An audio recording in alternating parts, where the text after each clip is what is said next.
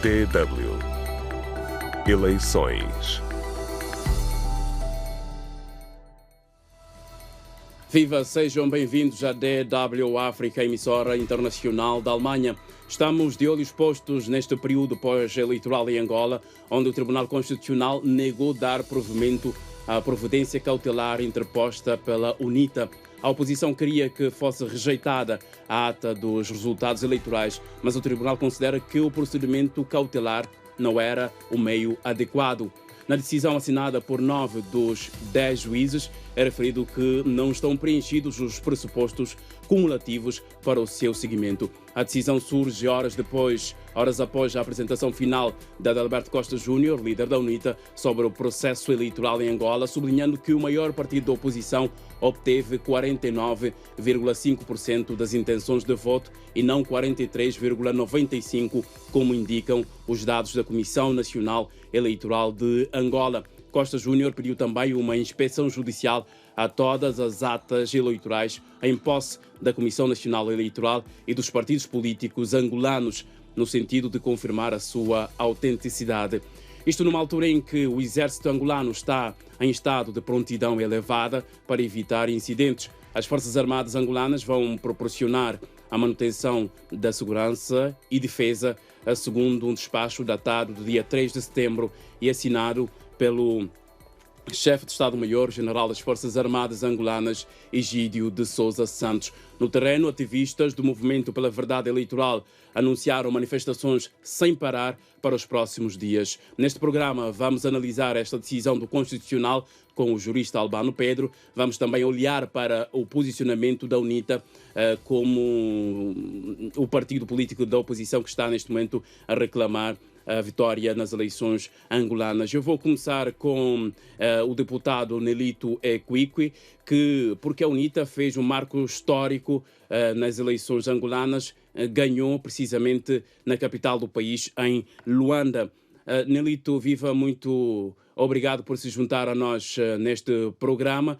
A minha primeira questão é como é que está a interpretar esta vitória da UNITA na capital do país, Luanda? Bem, uma boa tarde a si. Brahima Camará, penso que é assim que se chama. Okay. A todos que nos acompanham. Duas notas relativamente aos resultados do partido na província de Luanda. Primeiro dizer que os militantes do partido na província de Luanda interpretaram fielmente a estratégia da direção do partido, emanada pelo seu presidente. Segundo, a direção da província de Luanda conseguiu estar por dentro daquilo que é a ansiedade dos habitantes da província de Luanda. Dito de outra forma, conseguimos interpretar e corresponder à expectativa do cidadão ao nível da província de Luanda.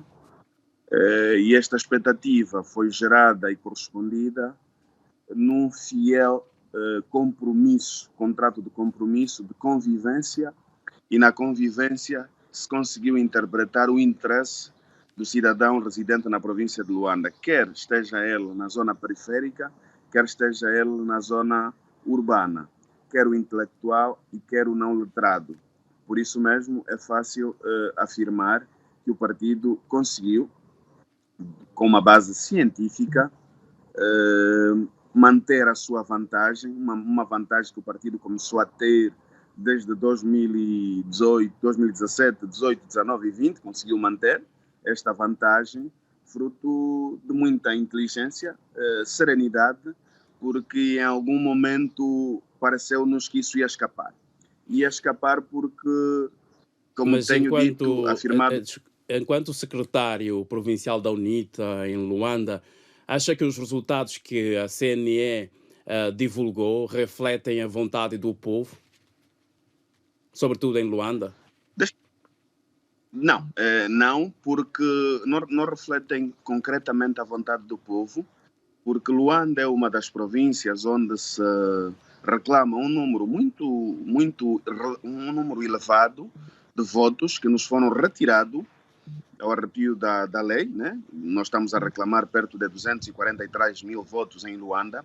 Mais do que isso, em Luanda, a Luanda é a província que mais a Comissão Nacional Eleitoral e outros órgãos de Estado tudo fizeram para sabotar as eleições em Luanda, porque eles também detinham estudos esses que apontavam para uma vitória expressiva do partido em Luanda.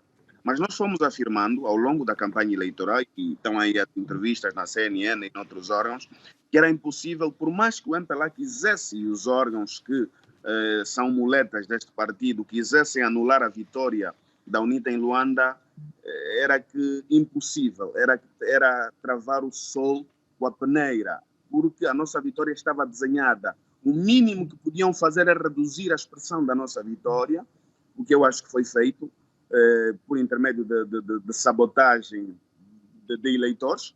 Vê que no dia 24 vimos assembleias a serem encerradas, vimos eleitores a serem deslocados, vimos intimidação. Portanto, houve uma tentativa muito grande de reduzir o nosso resultado ao nível da província de Luanda. Deixa eu dizer que nós teríamos um resultado superior. Nós tivemos agora 4 mandatos à vontade. Não é este resultado que a CN anunciou. 4 mandatos à vontade. E se nós fôssemos numa disputa em que o partido que sustenta o poder não tivesse o suporte de outros órgãos do Estado, a derrota seria maior. Mas eles anularam determinados aspectos para terem o resultado que tiveram. Mas, de todo o caso, conhecíamos o terreno e isto tudo conseguimos travar lá, fruto do estudo que nós fomos fazendo, porque política também é ciência. E sendo ciência, é preciso fazer estudos. Estes jovens que confiaram o voto na UNITA, os mesmos jovens dizem que, perante esta situação, o imbróglio que se assiste neste momento, que os deputados da UNITA não deveriam aceitar tomar posse. Qual é a sua opinião sobre isso? Vai tomar posse, vai tomar o seu lugar no Parlamento angolano? Não, eu não falo em meu nome, como deve saber. Eu sou parte de uma direção, né? de uma estrutura diretiva da UNITA. Em nenhuma circunstância eu posso chegar em viva voz a assumir que eu vou tomar esta posição. Eu sou parte de uma estratégia coletiva. Em nenhuma circunstância tenho que assumir posições individuais. Não devo fazê-lo em nenhuma circunstância. O que eu eventualmente quero deixar uma palavra de gratidão à juventude, porque a nossa vitória na província de Luanda deveu-se a 2 segmentos, a juventude e as mulheres. A um dado momento, pareceu-me que as mulheres estavam à margem da estratégia ou da intenção de votos do partido ao nível da província de Luanda, porque nós fizemos sondagens ao longo dos tempos, mas depois conseguimos trazer esse segmento para o partido. Então, aqui deixo bem expresso o meu sentimento de gratidão à juventude e às mulheres, porque foram determinantes para a vitória do partido na província de Luanda. E é preciso também compreender que o país avança. E o avançar do país precisa, sobretudo, de serenidade. Nós conhecemos o MPLA um bocado. Há quem conhece o MPLA há muito mais anos que eu. Sou muito mais novo que mais velhos. Mas o MPLA é um partido que consegue assentar a sua estratégia na base da violência. Então, é importante que a juventude perceba que na turbulência apenas os tolos vencem. E na serenidade, os sábios têm o galardão da vitória. Então, eu estou sempre a apelar serenidade à juventude. Nós conseguimos fazer valer aquele slogan, 2022 vais gostar, porque eles gostaram mesmo. Então, mas neste momento acha que se justifica pôr exército para garantir a segurança nas ruas do país?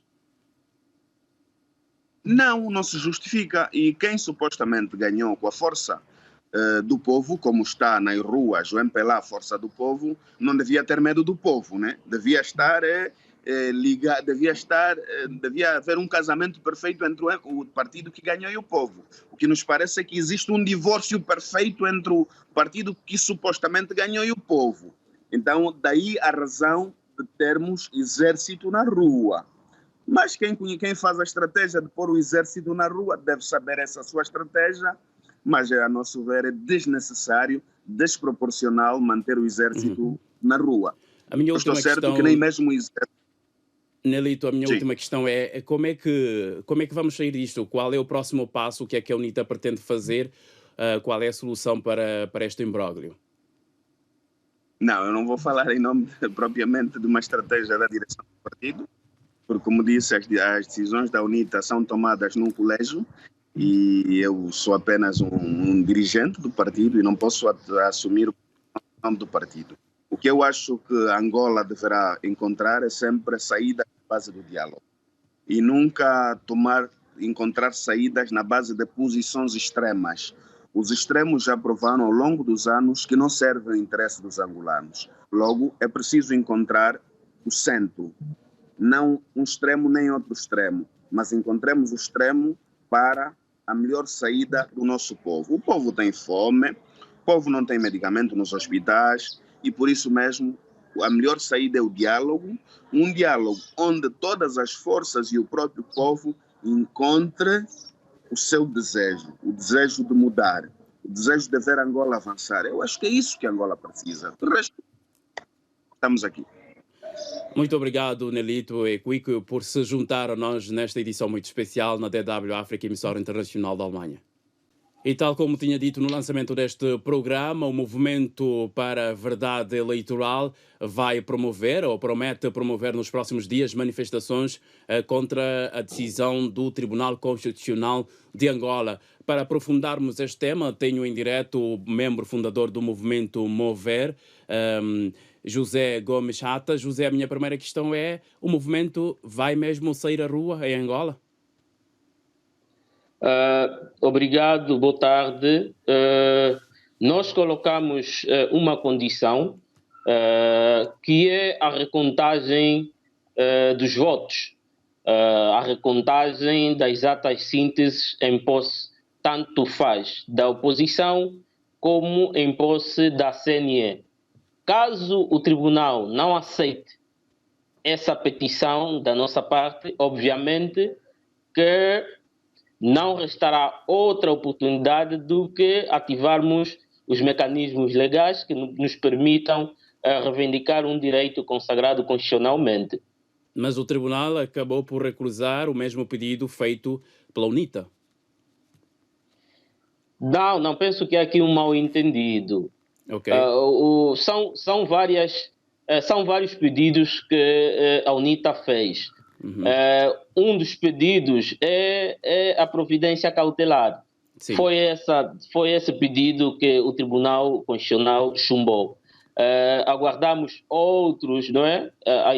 As outras irregularidades do processo e penso que o Tribunal tem até o dia de quinta-feira para responder à totalidade da petição. Mas do nosso lado, enquanto sociedade civil, acreditamos que não há problema algum em nome da transparência e verdade eleitoral, o tribunal se abrir e pedir as atas sínteses em posse dos partidos na oposição e da CNE. Penso que a verdade eleitoral deve estar acima de tudo e de todos e estamos aqui, no fundo, também para contribuir em nome dessa verdade e o tribunal não fará diferente. E se isso não acontecer, vão avançar para a manifestação. Acham que protestos podem mudar alguma coisa na decisão final do tribunal?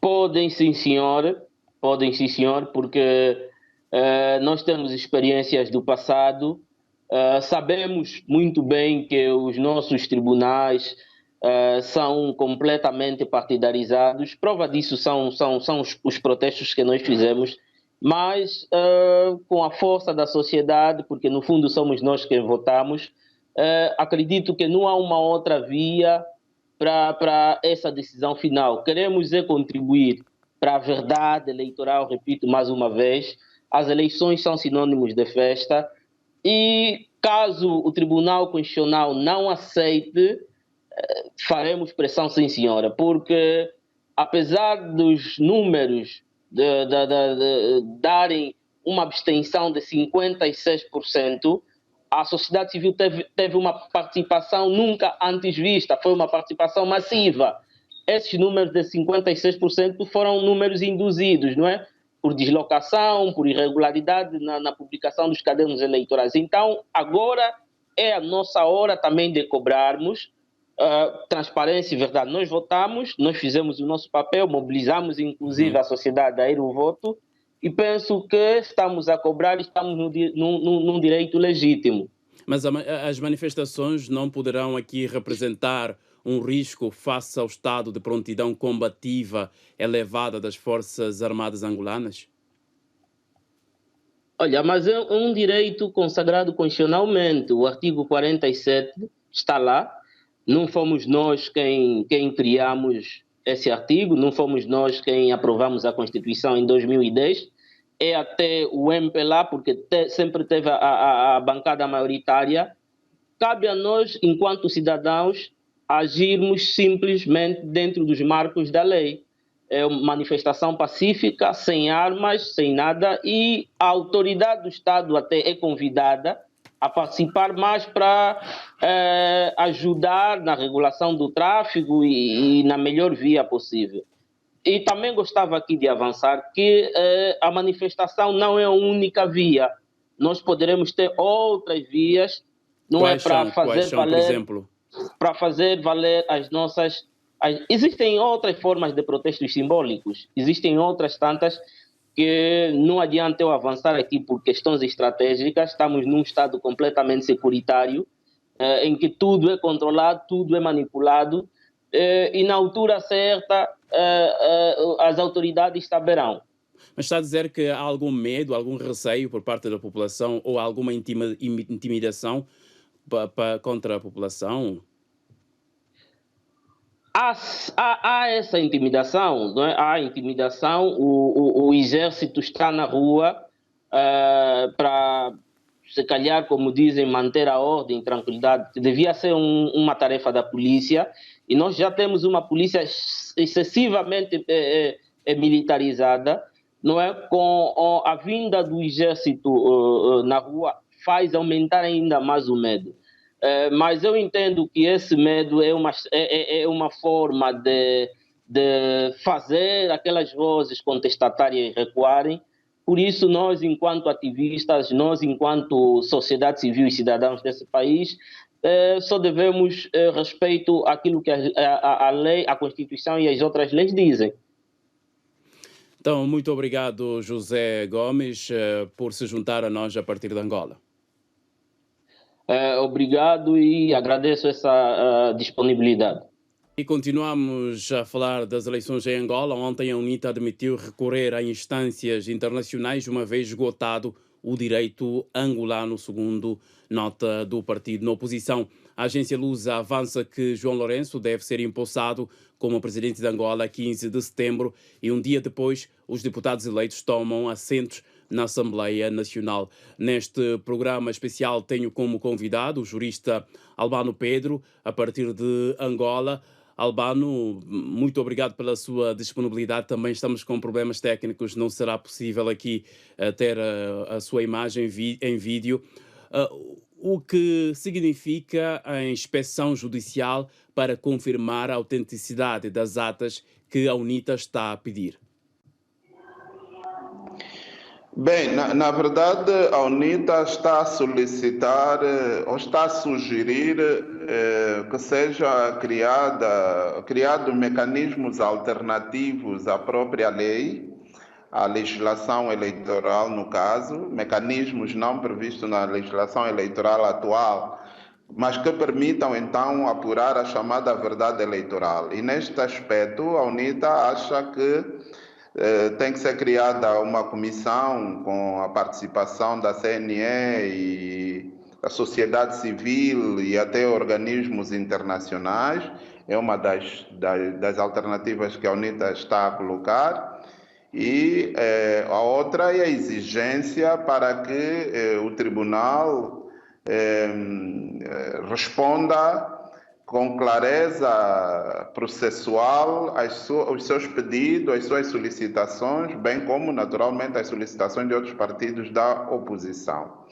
Esta é a exigência da UNITA. Entretanto, existe um processo em curso, um processo que já tramitou do Conselho, da Comissão Nacional Eleitoral e já está ao cuidado do Tribunal Constitucional, em que a UNITA alega um conjunto de irregularidades que acha que devem ser completamente expurgados do processo, de modo a que os resultados eleitorais para a votação de 24 de agosto estejam claros e seja possível, então, a CNE fazer a correção daquilo que a UNITA considera ser irregular ou considera serem irregularidades registradas durante o processo. Portanto, temos essas duas situações a ocorrer. Por um lado, a tramitação processual nas instituições judiciais e da própria CNE, da administração eleitoral, e, por outro lado, essas exigências que a UNITA vai fazendo paralelamente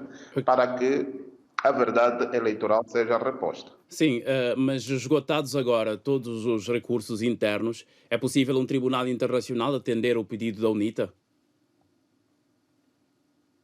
Bem, eu penso que é precipitado dizer já que estão esgotados os mecanismos internos. Ainda não estão. Neste momento, o que temos é uma providência cautelar que foi negada à UNITA, mas essa providência cautelar foi negada exatamente porque ela faz um pedido que já estava na pendência do Tribunal Constitucional. Isto é, a UNITA já havia feito um pedido e sobre este pedido fez um segundo pedido.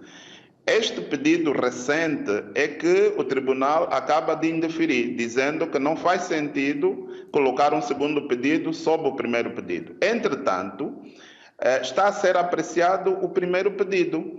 O primeiro pedido trata-se de chamar a atenção a um conjunto de irregularidades que foram operadas junto da CNE. A CNE já foi citada pelo tribunal para alegar, para apresentar a sua versão dos factos, e penso que dentro de poucos dias a CNE vai remeter as suas alegações ao Tribunal Constitucional e o Tribunal, depois desse prazo, tem 3 dias, portanto 72 horas, para se pronunciar sobre este pedido.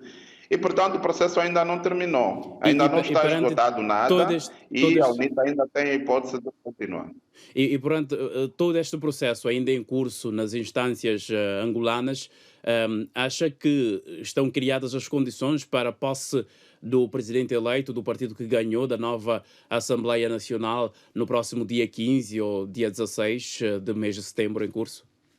Uma vez concluído o processo judicial, uma vez decidido pelo Tribunal Constitucional sobre o pedido feito pela UNITA, e não só a UNITA, como também a Casa CE e outros partidos que entenderam arrolar as suas irregularidades junto do Tribunal, uma vez decidido, estarão naturalmente criadas as condições para que seja empossada o presidente que vir a ser considerado eleito. Porque, na verdade, o que devemos considerar nesse momento é uma suspensão do processo. É como se a declaração da CNE fossem consideradas congeladas nesse momento, até que o Tribunal Constitucional se pronuncie. Ora, se o pronunciamento do Tribunal for favorável da UNITA, naturalmente o presidente será outro, será eventualmente o que virá da UNITA. Se não for de acordo com a pretensão da UNITA, for de acordo com aquilo que é a declaração oficial da CNE, obviamente será o MPLA a tomar posse.